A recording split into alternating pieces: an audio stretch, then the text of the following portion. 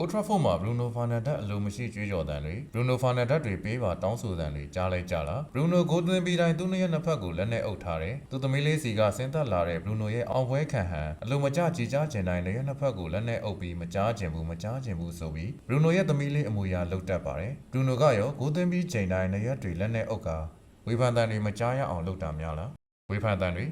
Bruno တက်ဝေဖန်တန်တွေဟာတိတ်များလွန်းတယ် Bruno က Man United အသင်းကောင်းဆောင်မဖြစ်သင့်ဘူး Bruno ကစောတကားတက်လွန်းသူ Bruno ပေးဆက်လိုစိတ်မရှိသူ Bruno ကစတန့်ထွင်လွန်းသူ Bruno ရဲ့ရင်ဘတ်ကိုဖွင့်ကြည့်ရင်ဝေဖန်တန်တွေနဲ့ဆိုင်စိုက်ဝင်နေတာမြင်ရလိမ့်မယ်ခစ်ပြက်ကြီးတွေကခေါင်းဆောင်တို့ရဲ့ဒဏ်ရာတန်ချက်တွေပါပဲ Man United ရဲ့ခစ်ပြက်ကြီးဟာဘယ်တော့အဆုံးသတ်မှာလဲ Fergie ပြစ်ချသွားတဲ့အသက်မဲ့ဝိညာဉ်တစ်ခုဟာ Man United လား Mourinho, Benha, Solskjaer, Ten Hag, Rangnick, Moran နီးပြမှုကွဲမျိုးစုံကယ်တင်ခဲ့ပြီး Man United ရဲ့ကပ်ဘေးကမဆုံးနိုင်သေးဘူး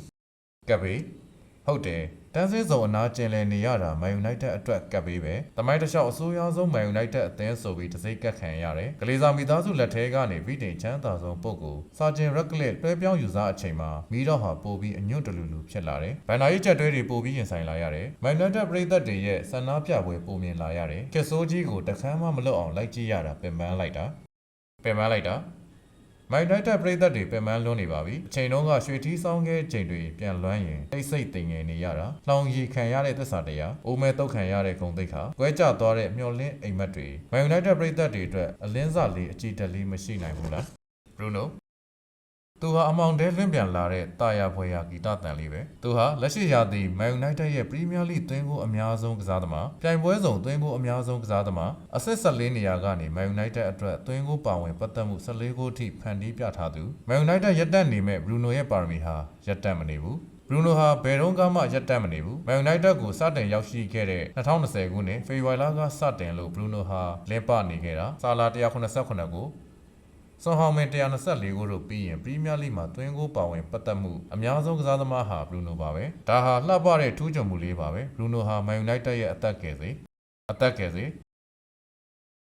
ပရိသတ်တွေတောင်းတတာဖျော်ဖြေဆန်တဲ့အသင်းဒါပေမဲ့ဖြစ်မှမဖြစ်နိုင်တာလေအာဆင်နယ်နဲ့ပွဲမှာဘောလုံးပိုင်ဆိုင်မှု32ရာခိုင်နှုန်းတောင်မပြည့်ပေမဲ့ United ကအကောင်းဆုံးချိန်ချောက်နိုင်ခဲ့တယ်ပွဲမတိုင်ခင်ဆန္ဒပြနေတဲ့ Man United ပရိသတ်ကိုခိတ္တနှစ်သိမ့်ပေးခဲ့တယ်အဲဒီလိုနှစ်သိမ့်ပေးရတာအမိုရဲမပျော်ရွှင်ခဲ့ဘူးပိတ်ကန်တာတွေက Man United ရဲ့ယဉ်ကျေးမှုမှမဟုတ်တာဒါပေမဲ့အသက်ငင်နေတဲ့လူတစ်ယောက်ကိုထပြေးခိုင်းလို့မရပါဘူးဒီလိုပဲဂုဏ်ရည်ချင်းမတူတဲ့အာဆင်နယ်ကိုခံကစားဖို့ကလွဲပြီးရွေးချယ်စရာမရှိခဲ့ဘူးအမိုရင်ကအနာဂတ်မှာ Man United ဟာအာဆင်နယ်နဲ့ပွဲတုန်းကလိုပိတ်ကန်မှာမဟုတ်ဘူးလို့ကတိပေးလိုက်ပါတယ်ပိတ်ကန်တာဟာအမိုရီရဲ့မဟာဗျူဟာ